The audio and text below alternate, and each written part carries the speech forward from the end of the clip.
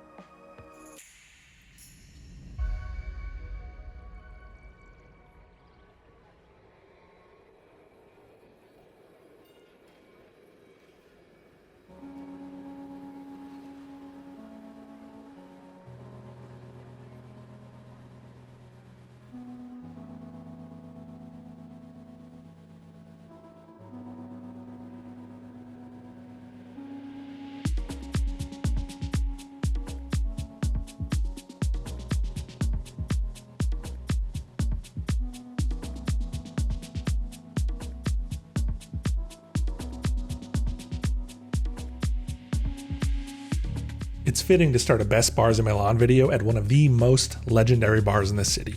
Nottingham Forest is that bar. They first made their debut on the 50 Best Bars list in 2010 and stayed there for a full decade. 10 years at the top is an amazing accomplishment, and while it has fallen off the list in recent years, it's safe to say that they have totally earned their legendary status. The menu is a novel, excessively long with an incredible amount of options and numerous quirky off-the-wall concepts. The decor is all over the place, from American flags to crocodile skulls to Viking helmets, and it fits the vibe absolutely perfectly. This is a place full of stories, whether it's on the walls or in the glass, and those stories that are in the glass are pretty damn delicious.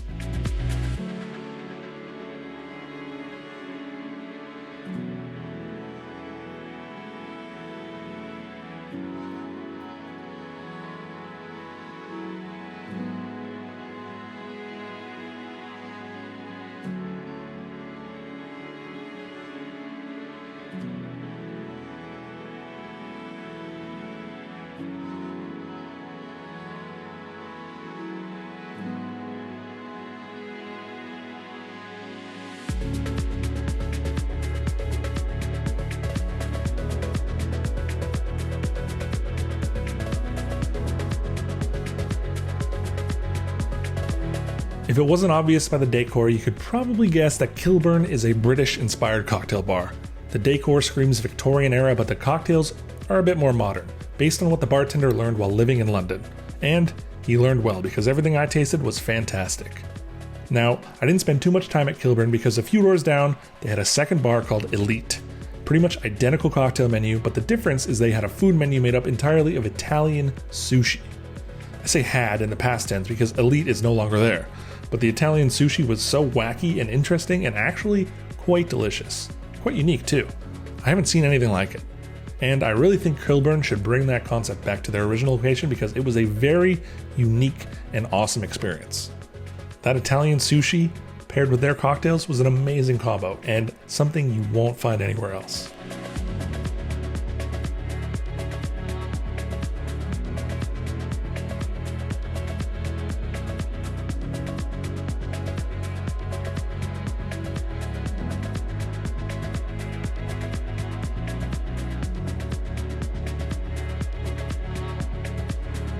No, this is not a filter, it's not an edit. It really is this red inside of Dirty. And aside from the questionable lighting choices, the attention to detail inside this bar is second to none. From the art on the walls to the custom drainage rail, the bottles on the back bar, everything about this bar screams that they care. You don't put this much detail into the little things without caring. Unfortunately, I came at a time when they were doing a seasonal menu change, so I didn't get to experience the full offering, but the one drink I did taste with Red Bull was absolutely right up my alley.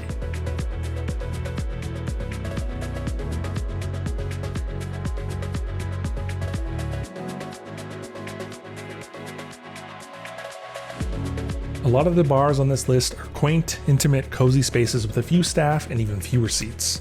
Moebius is not one of those places. An absolutely mammoth venue with 2 different restaurants, a Michelin star, a record store, and a world-class cocktail bar as well. It is immense and very impressive. When you occupy a space this large, oftentimes the quality has to drop in order to meet the quantity demands, but that is not the case here in the slightest. Cocktails do tend to be a bit more classic leaning and less experimental, which is fully understandable considering the size of the venue, but when they're executed this well, nothing else matters. This is one bar that has been constantly climbing and becoming more influential year after year, and I do not see that stopping anytime soon.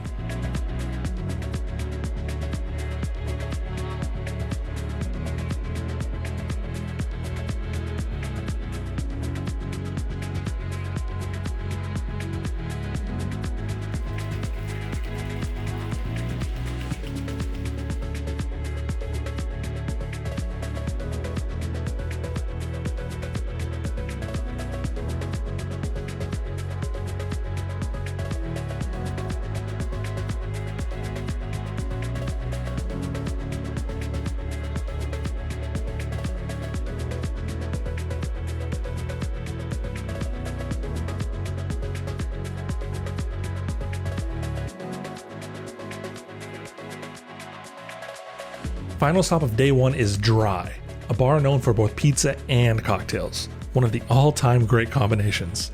Unfortunately, I was a little bit too late to experience the pizza, but if the cocktails are any indication of the quality, then this might be some of the best pizza in town.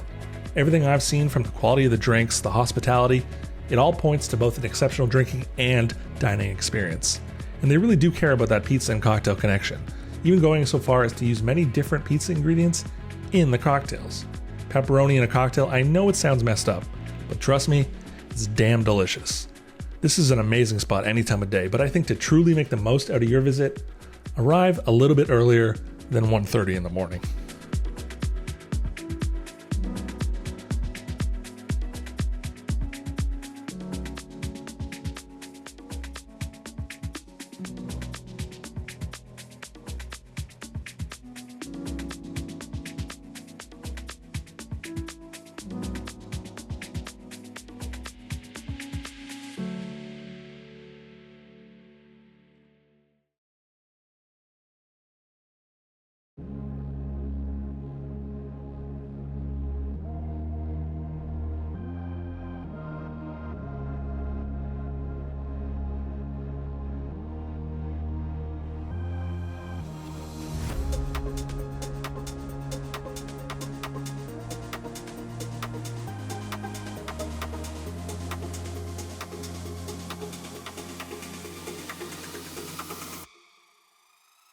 If there was one single bar group in Milan that best represents the city, it would be the Farmley Group, an empire of excellent drinking establishments, including a distillery and a large number of incredible bars, which, of course, includes 1930. If there was any chance of me getting in there, I think it all starts here at Mag Cafe.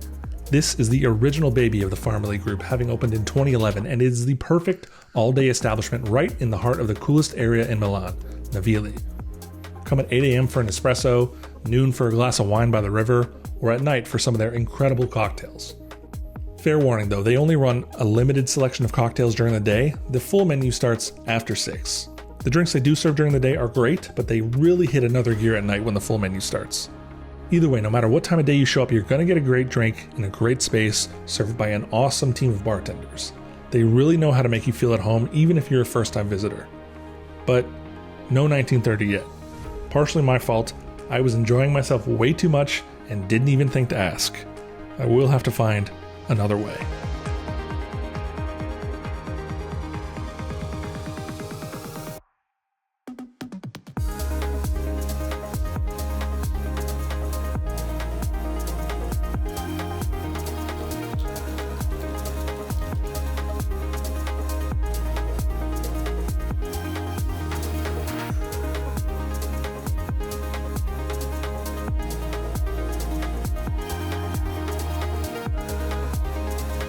A few doors down from Mag Cafe is Graham Cafe, another great bar in Navili with a fantastic drinks program.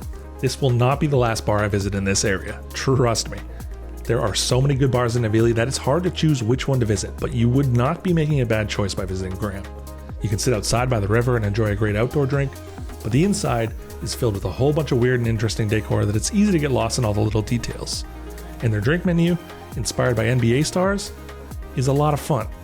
No Toronto Raptors on the menu, so it's a little bit of a disappointment, but I'll let it slide this time.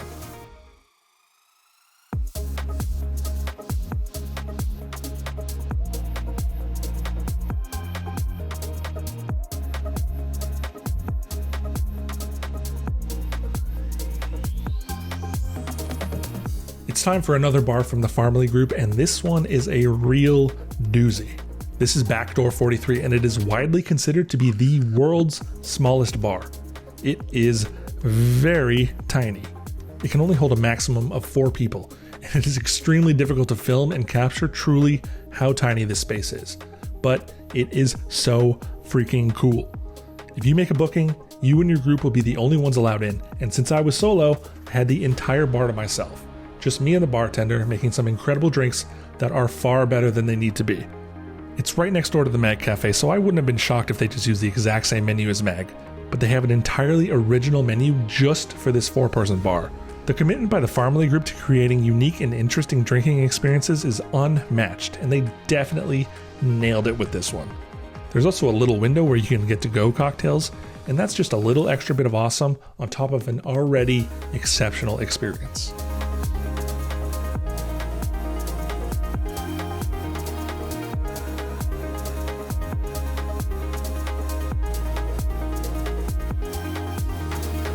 I may have missed my chance at a pizza and cocktail combo by showing up too late to Dry, but luckily Dry is not the only spot in town serving up that combo.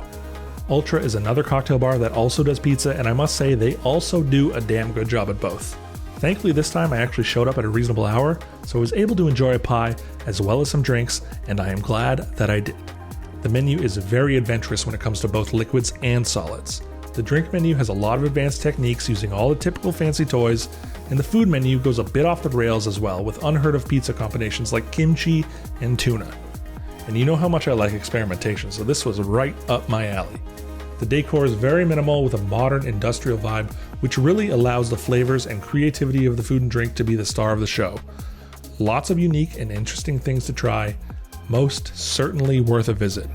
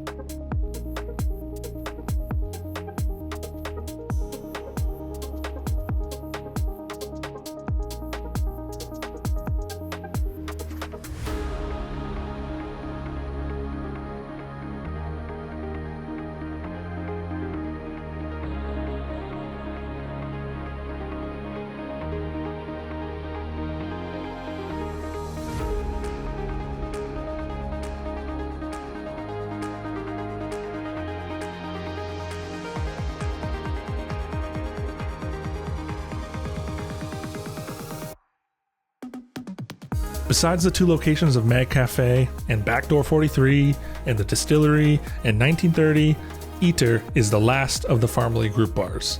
This one is dedicated to travel, taking inspiration from where the team visits around the world, often changing their menu based on one single location. When I visited, the menu was inspired by Japan, using a wide array of Japanese and Italian ingredients. Much like the other Farmley Group locations I visited, the drinks were exceptional, vibes were immaculate, and the hospitality absolutely top-notch. They really do know their stuff.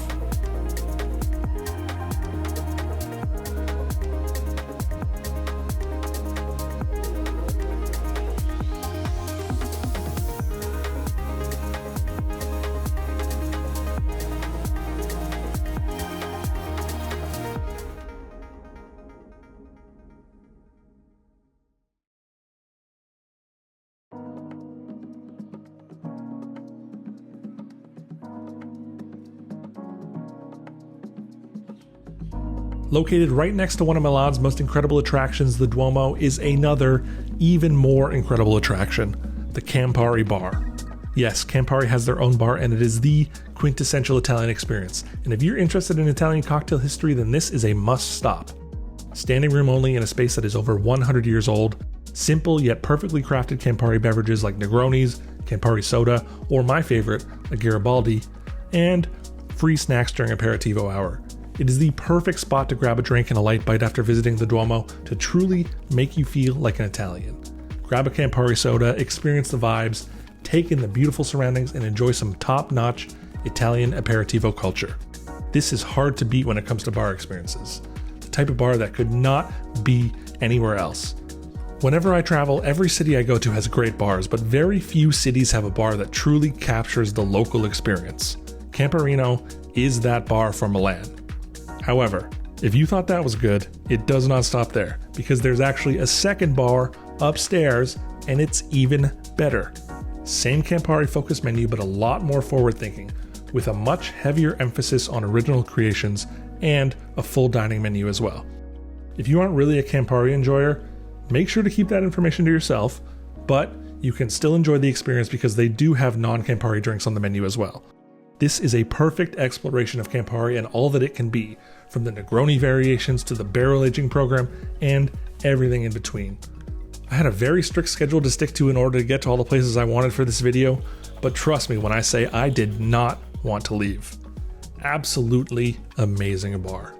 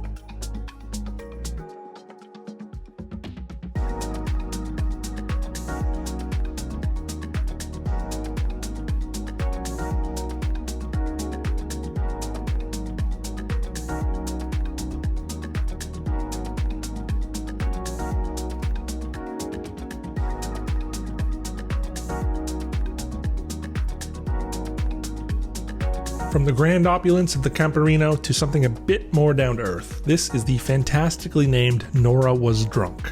It's a lot more of a local spot with a French bistro vibe and a heavy focus on absinthe and canned fish. Sometimes that's all you really need. It's a small, cozy place with very relaxed vibes and very cool, very delicious absinthe cocktails.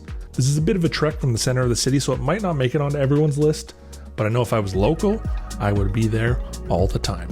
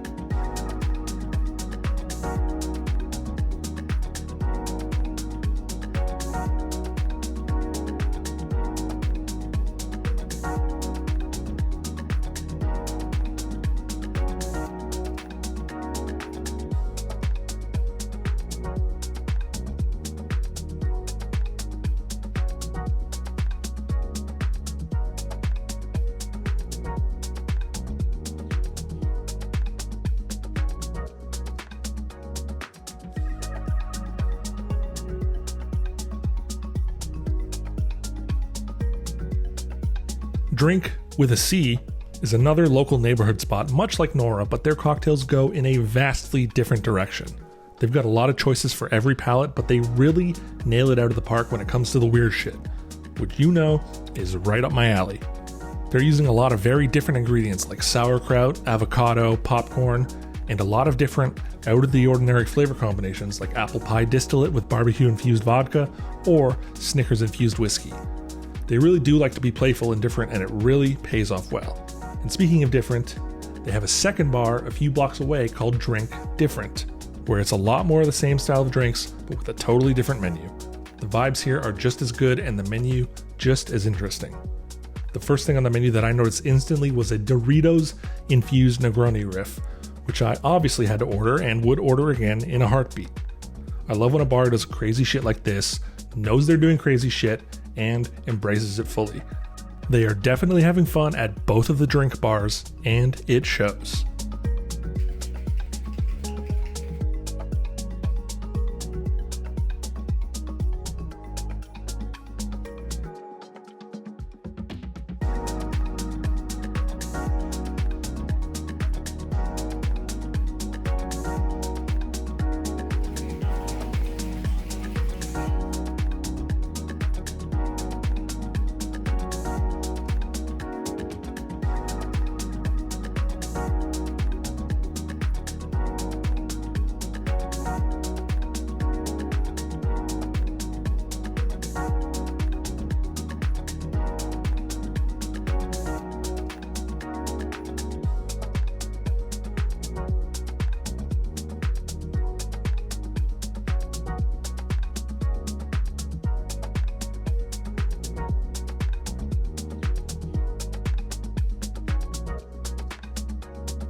At first glance, Officina seems like a place where I don't really fit in.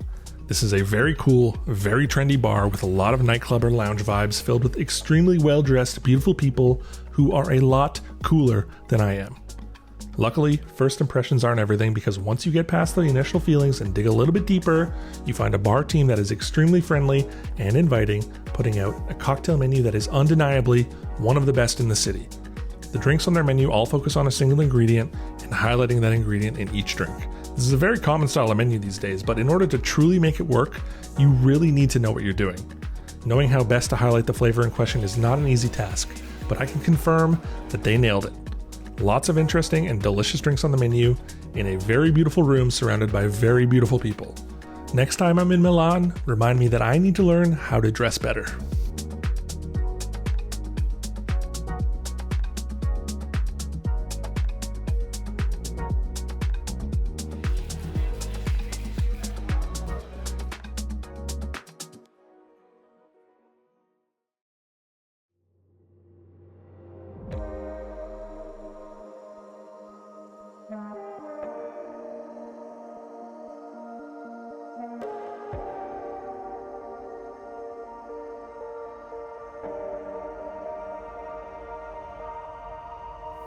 It's my final night in Milan, and I only have a few hours left because I have a 6 a.m. flight the next day, which means I have to be at the airport at 4:30 in the morning.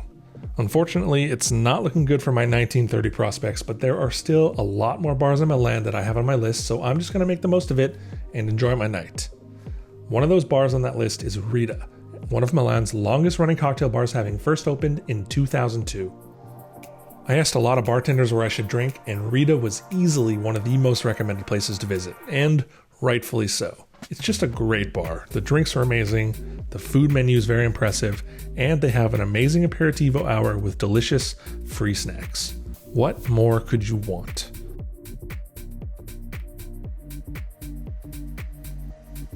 That wasn't a rhetorical question. What more could you want? If your answer to that question was Tiki Bar, well, have I got a surprise for you. Rita has a second bar right around the corner, and that is Rita's Tiki Room. In terms of tiki bars, this is as good as it gets. Perfectly on theme with the decor and the drinks menu. Very boozy, very tasty tropical drinks, and a massive selection of different rums, as a good tiki bar should. They of course have a lot of the traditional tiki classics, but they also have a huge selection of original drinks, and all of them are just beyond fantastic. I've been a longtime believer of the coffee and passion fruit combo, and to see it together here in a tiki drink makes me very happy. Trust me, it is a banger combo, and the rest of the drinks I tried were just as good. I would say that this is not a very Italian experience, But sometimes, when a bar is this good, it just does not matter.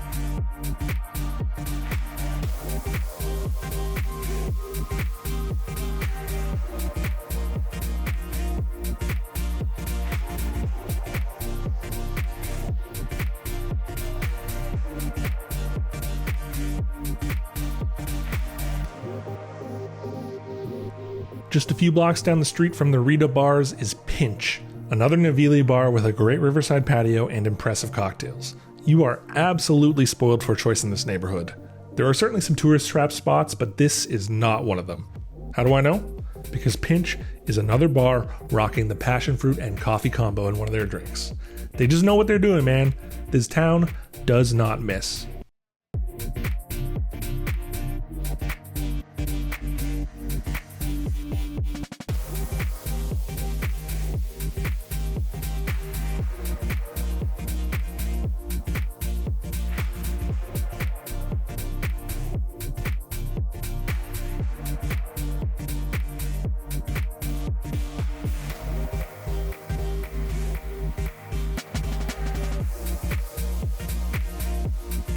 Final stop of my trip. This is Carico, another bar from the same company as Ultra that I visited earlier in the video. They have the same approach to cocktails with a very innovative menu that is consistently impressive. And the staff, also some of the friendliest in town. They recognized I was a tourist, so we got to talking about the Milan cocktail scene and all the amazing bars in the city. Nottingham, Meg Cafe, Mobius, Camperino, just to name a few, and a whole bunch more that I just didn't have enough time to get to. It was through this conversation that I realized I may have missed the opportunity to go to the most hyped bar in town, but it's very difficult for me to be disappointed. Milan has just too many good bars. 4 days was not enough time to explore this city, that is for damn sure. And then, just as I was wrapping up and getting ready to head home to pack my bags for the airport, I finally heard the words I have been waiting to hear this whole trip. Have you been to 1930 yet? No, I don't know how to get in. 1 second. Let me make a call.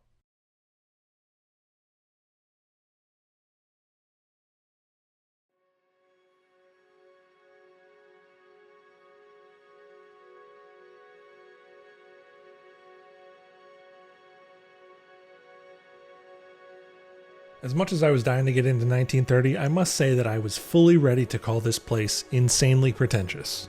Secret bar with no phone number that you can only get into if you're invited? That just sounds like pretentious bullshit. Luckily, I can now confirm that I have never been more wrong in my entire life.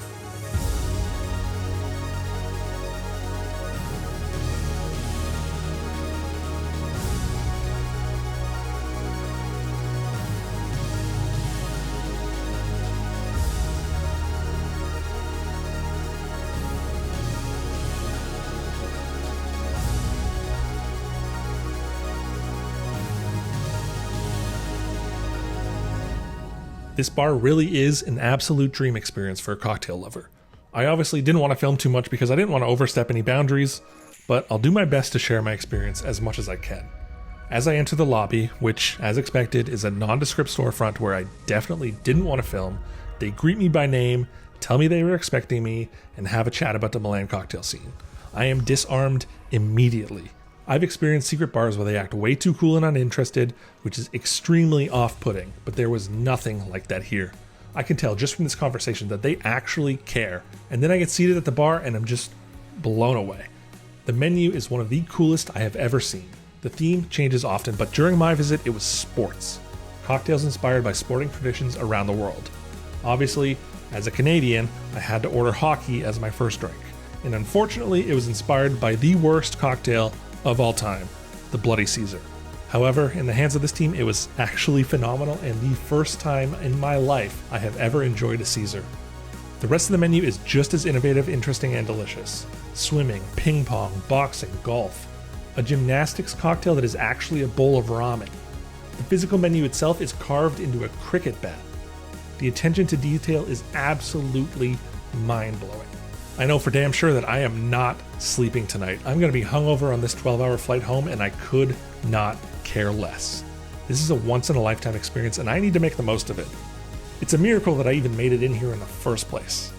And as lucky as I am, it kind of sucks that more people don't get to experience the magic on display at 1930, which is quite funny actually, because as you might know, it takes me a long time to publish these videos. This was filmed at the beginning of November 2024, and a month or so after my visit, they announced they were scrapping the invite-only secret bar idea, moving locations, and opening to the public. And thank fucking God for that, because more people deserve to experience this brilliance. Their new location is in the basement of the second Mag Cafe location, and all you have to do to get in is, as far as I know, don't quote me on this, just show up, hang out at the bar upstairs, and wait for a spot to open. It is the best case scenario, really. I got to visit when it was still a secret, I get a cool story out of it, and I don't have to feel like I'm gatekeeping an incredible bar. You might be thinking I've embellished this story for more drama, but I promise you that is exactly how it went down. And there is no better way to cap off this Italy trip. Rome, Florence, and now Milan. Cocktail culture in Italy is phenomenal, and I only scratched the surface. I could probably get 10 more videos out of this country if I had the time and money to do so. I guess we'll just save those for another day.